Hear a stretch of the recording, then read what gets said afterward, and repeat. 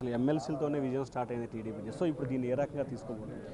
యాక్చువల్గా ఎమ్మెల్సీతోటే 108 నియోజకవర్గాల్లో ఉన్న విద్యావంతులు, ఉపాధ్యాయులు అందరూ కూడా ఈ ప్రభుత్వం యొక్క వ్యతిరేకతను తెలియజేశారు. అప్పటికైనా సరే ఈ ప్రభుత్వం మారి తన విధానాలు మార్చుకోవాల్సింది. కానీ ఈ ఓటర్లు మా వాళ్ళు కాదని తప్పుడుగా వాళ్ళు స్టేట్మెంట్ ఇచ్చారు. అసలు ఈ ఎన్నికలు చూస్తుంటే ఈ 5 సంవత్సరాలు ఆంధ్రప్రదేశ్ రాష్ట్రంలో ఎంత దోపిడీ జరిగింది. అసలు ఫస్ట్ ప్రజాస్వామ్యం చచ్చిపోయింది. ఎవరైనా ప్రశ్నిస్తే వాళ్ళ మీద కేసులు పెట్టడం, ఎవరైనా రోడ్డు మీదకి వచ్చి అడిగితే వారిని లోపల కేసులు పెట్టి ఇరికించేయడం, దీన్ని తట్టుకోలేకపోయారు. ఈరోజు ప్రజలందరూ ఎక్కడికి వెళ్ళినా సరే స్వాతంత్రం వచ్చినట్టు ఫీల్ అవుతున్నారనమాట. రాష్ట్రానికి మంచి రోజులు వచ్చాయి. చంద్రబాబు నాయుడు గారికి ఎన్డీఏలో కీలక పాత్ర వచ్చింది. కేంద్రం నుంచి రాష్ట్రానికి మంచిగా నిధులు వస్తాయి.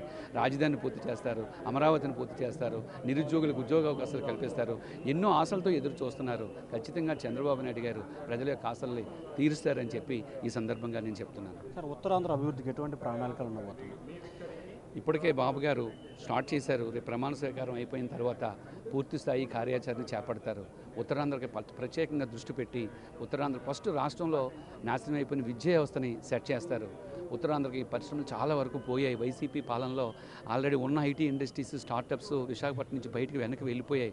బాబు గారు ఒక విజన్ ఉన్న నాయకుడు కాబట్టి ఖచ్చితంగా దేశ విదేశాలతో మాట్లాడి విశాఖపట్నానికి పరిశ్రమలు తీసుకొస్తారని చెప్పి ఇప్పటికే మేము ఎదురు చూస్తున్నాం. బాబు గారి మాటల ద్వారా కూడా మాకు ఆ విషయం అర్థమైపోతుంది.